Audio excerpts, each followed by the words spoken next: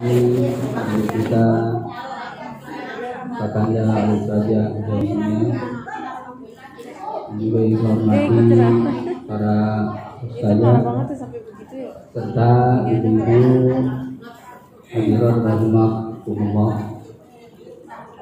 Alhamdulillah pada hari ini pagi siang ini kita dapat berkumpul bersama-sama dalam rangka ta'lim yang biasa kita laksanakan setiap minggu pagi menjelang siang. Mudah-mudahan ta'lim kita selalu mendapat rahmat dari Allah Subhanahu wa taala, mendapat keberkahan hidup kita, dan juga tentunya kita harapkan adalah ampunan dari Allah Subhanahu wa taala dengan kita. Ibu-ibu yang berbahagia, bahwa kata Nabi Shallallahu Alaihi Wasallam, menuntut ilmu itu hukumnya wajib. Ini yang dimaksud ilmu di situ adalah ilmu agama ya Bu ya. Ilmu agama. Berapa banyak ilmu umum yang dikembangkan bahkan bermanfaat sampai sekarang, kayak seperti ilmuwan dunia Thomas Alva Edison yang menemukan listrik, sehingga listrik sampai sekarang nih kita gunakan. Kemudian juga ada ilmuwan Alexander Graham Bell yang menemukan telepon yang sekarang kita gunakan tuh HP. Tapi mereka tidak beriman. Mereka penemu, berjasa sangat besar. Tapi karena mereka tidak beriman, ya tetap saja jasanya itu hanya dikenang di dunia, tapi di hadapan Allah nggak bisa. Ilmunya tinggi, tapi hanya untuk dunia. Ilmunya hebat, bahkan bermanfaat mungkin sampai nanti kali ya. Ya kayak model listrik kan sekarang berkembang nih, ya. Berkembang dari listrik yang macam-macam lah, beraneka ragam. Sama telepon juga, dulu telepon yang pakai yang kayak pakai gagang gitu. Atau kita nih orang kampung pakai telepon di telepon umum. Sekarang udah macam-macam. Udah macam-macam sekarang udah. Dan penggunaannya juga udah beraneka ragam. Iya.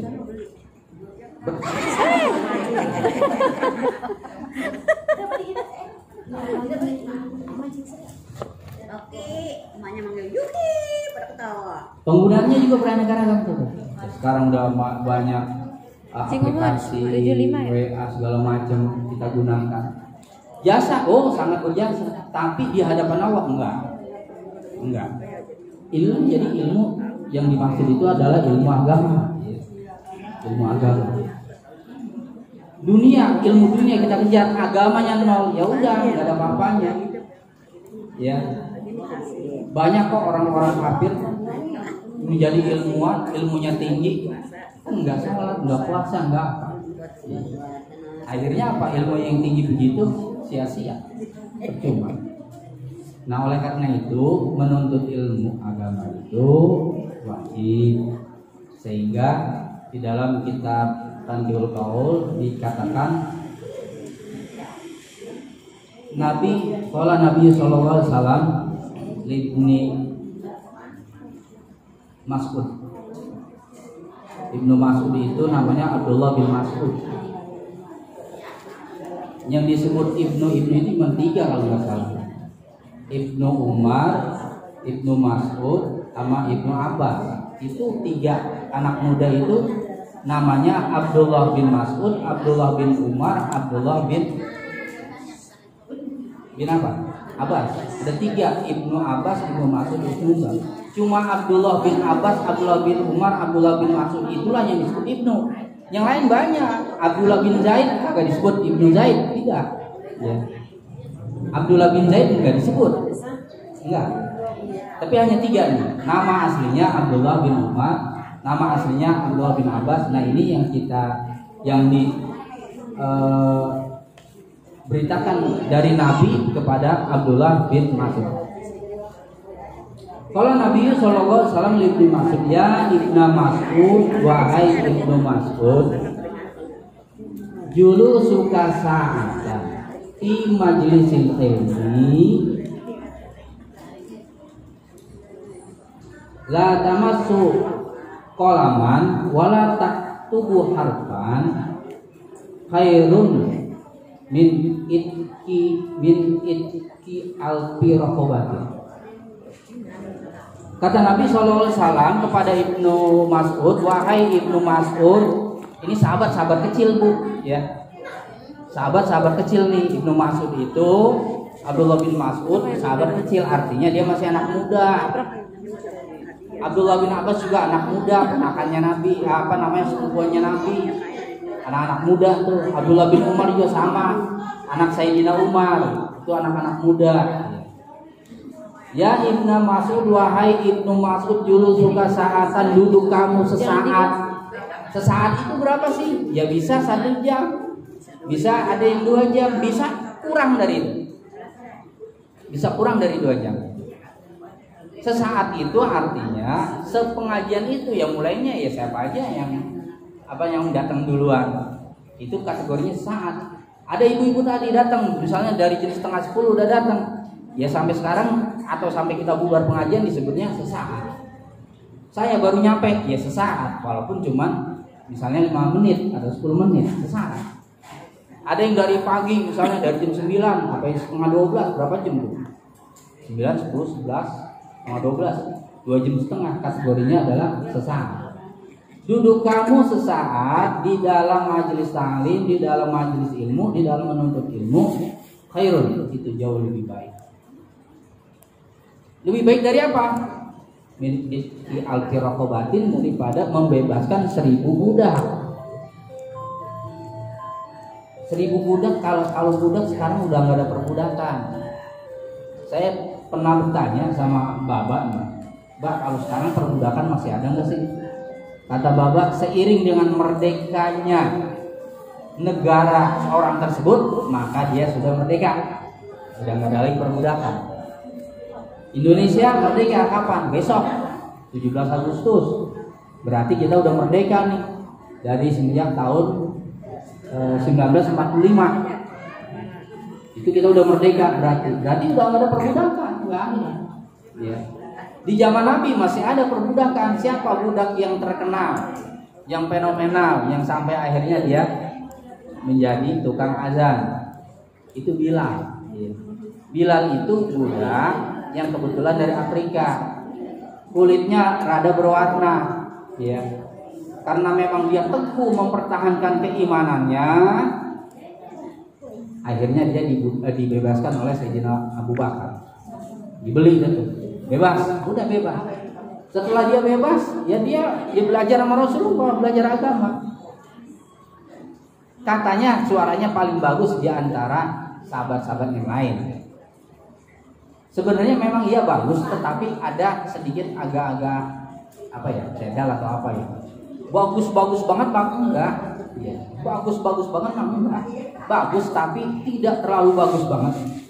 Cuma Nabi dalam rangka merangkul dari berbagai golongan, itulah akhlak Nabi.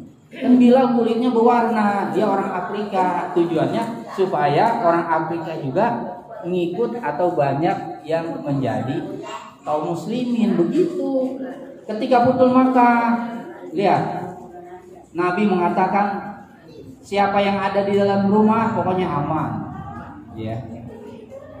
Siapa yang masuk Islam aman, siapa yang masuk ke rumah Abu Sufyan aman. Abu Sufyan pada saat itu masih orang kafir, bayangkan. Tapi dia tokoh berpengaruh. Karena memang Nabi berdakwanya itu dengan cara merangkul, akhirnya Abu Sufyan yang awalnya orang kafir, ternyata dia begitu dihargai oleh Nabi, akhirnya Abu Sufyan masuk Islam. Begitu doang. Padahal Abu Sufyan, masya Allah, kejamnya luar biasa. Ya. Pokoknya yang nama Abu Sufyan tuh Abu Sufyan, Abu Jahal, Abu Lahab, Abu yang lain itu. Dapur Abu apa dah tuh. Itu jahat banget sama Nabi. Abu Sufyan juga rencananya mau matiin Nabi, tapi nggak bisa. Ya. Itu karena begini Bu, mereka itu kenapa sama Nabi Muhammad tidak mau nerimain? Abu Jahal, Abu Lahab, ya Abu Sufyan kagak mau. Kenapa? Iri. Faktornya iri. Muhammad itu nggak punya bapak, nggak punya emak.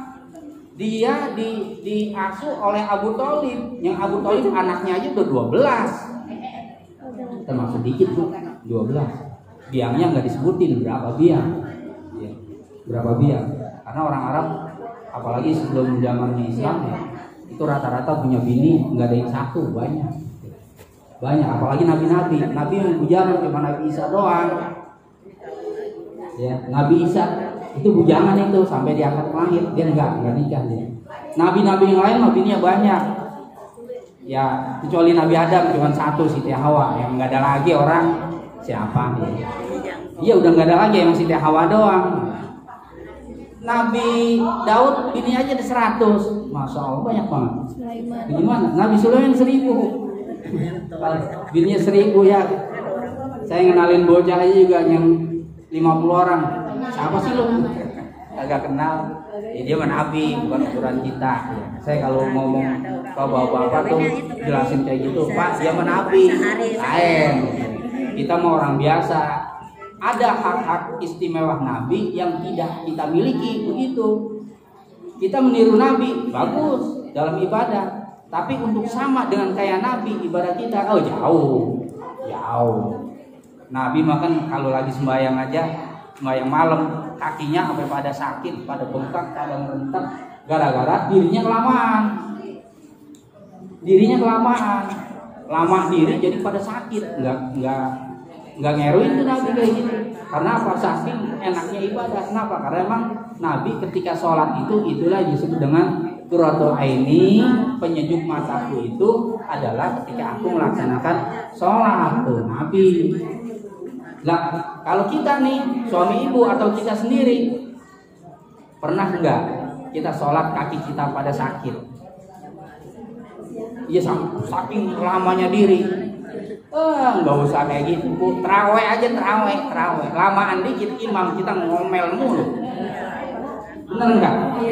Aduh nih imam, mana aki-aki lagi, mana suaranya soal, mana lama banget. Dah gue pindah nih ke musola yang lain nih.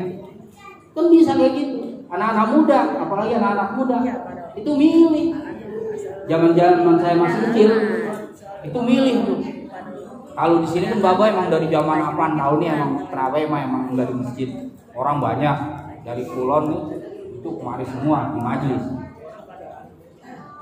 Sholat di sini, sholat terawih. Nah di Kongaji Tunteng udah ngadain juga.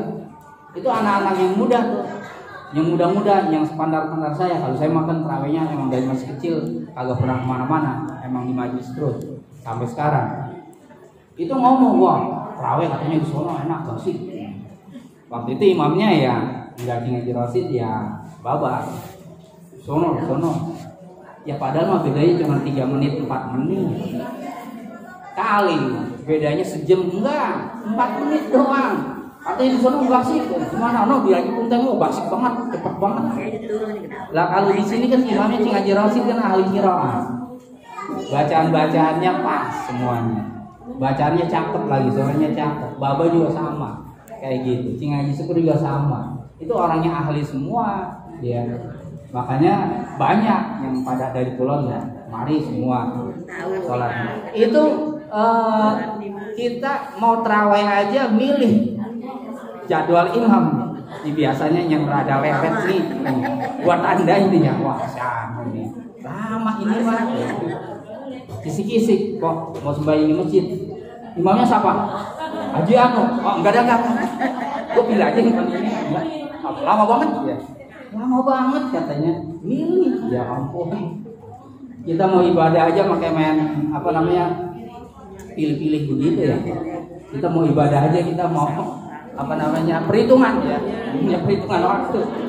Waduh, ya, semakin kita apa namanya lama ibadah kita, ya insya Allah kalau kita emang ikhlas dan khusyuk itu semakin besar pahalanya, ya, semakin besar pahalanya.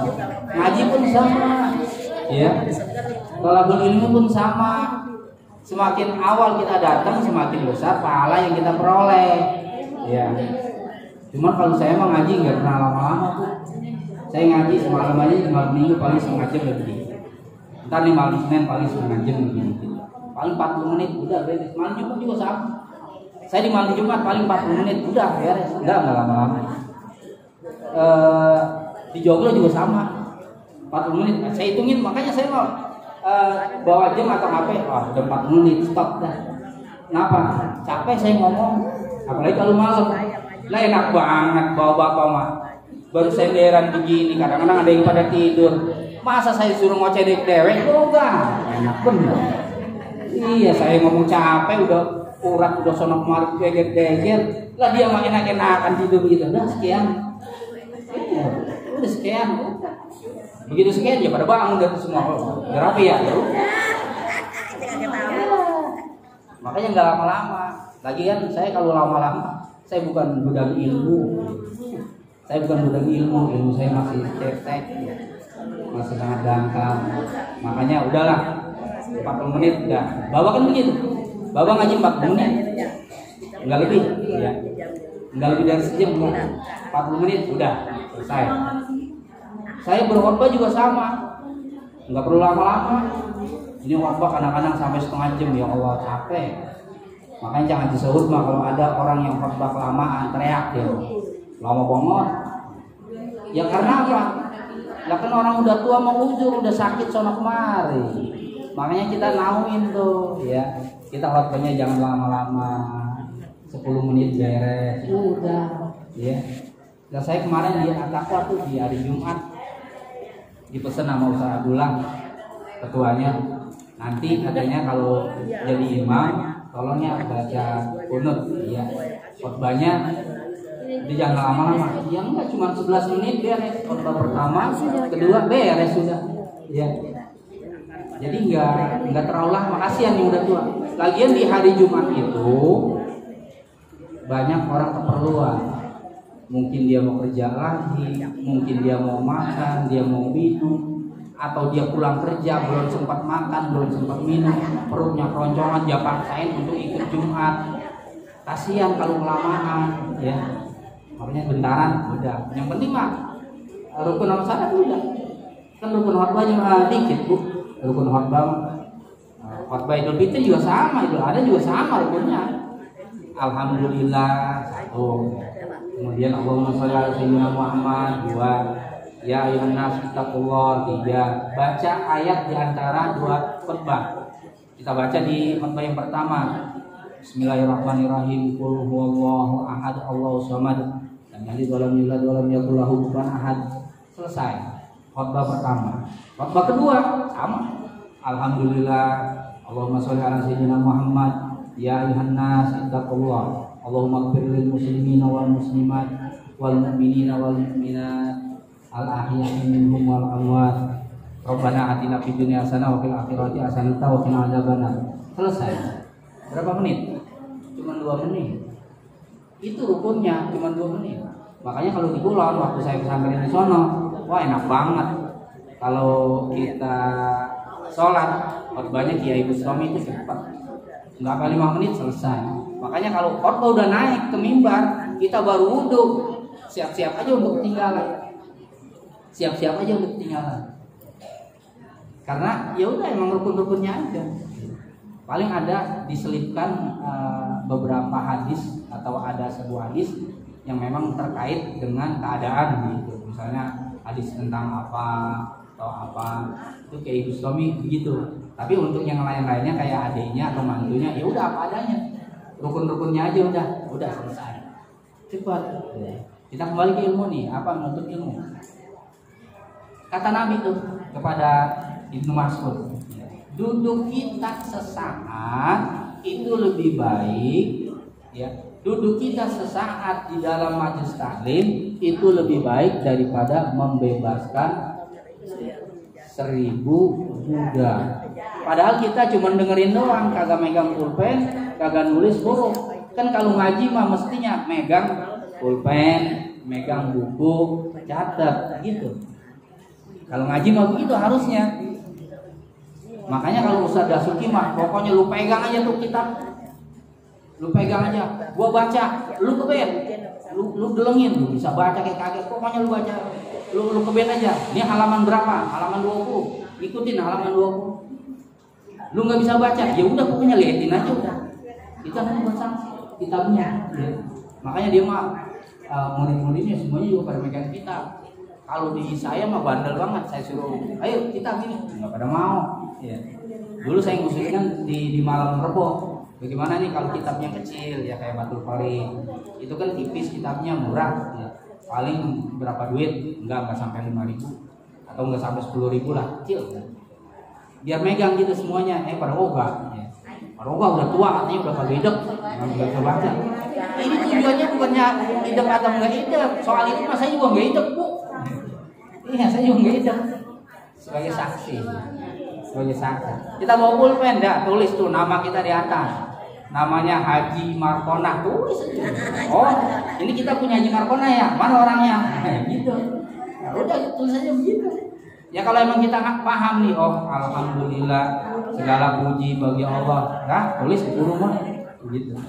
Saksi gitu, saksi. Makanya kalau di pesantren itu bukannya pulpen,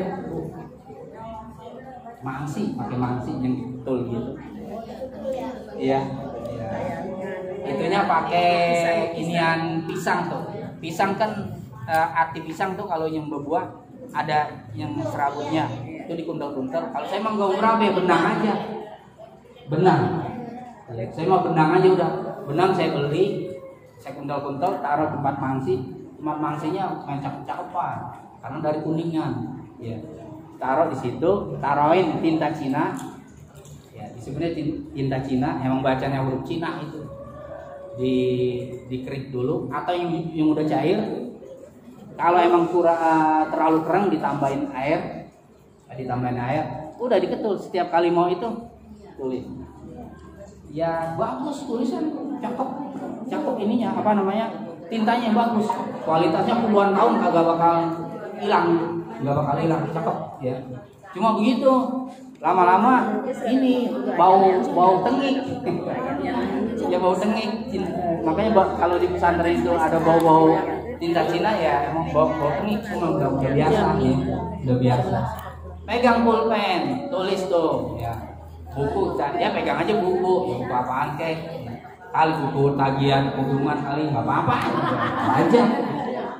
Buat saksi itu. Oh iya, masih kurang 20.000. Ya, udah ada buat nyatet ya. Saksi doang, sebagai saksi kita tandanya kita ngaji. Jadi kita ngaji itu walaupun cuma duduk doang, enggak nulis apa-apa, enggak megang apa-apa, itu lebih baik dari membebaskan 1000 orang budak. Apalagi kalau kita nulis, kita kalau bahasa pesantren nyoret gitu ya. Nyoret itu bukan berarti kita dicoret-coret, diterjemahin gitu. Ya mudah-mudahan apa yang kita lakukan, apa yang kita laksanakan, pengajian kita ini ya mendapat rahmat dari Allah, mendapat pahala dari Allah Subhanahu wa taala, dan kita mendapatkan pahala sebesar membebaskan 1000 orang budak. Amin ya rabbal alamin. Cukup sekian dari saya akhiri. Wabillahi taufiq wal hidayah. Wassalamualaikum warahmatullahi wabarakatuh.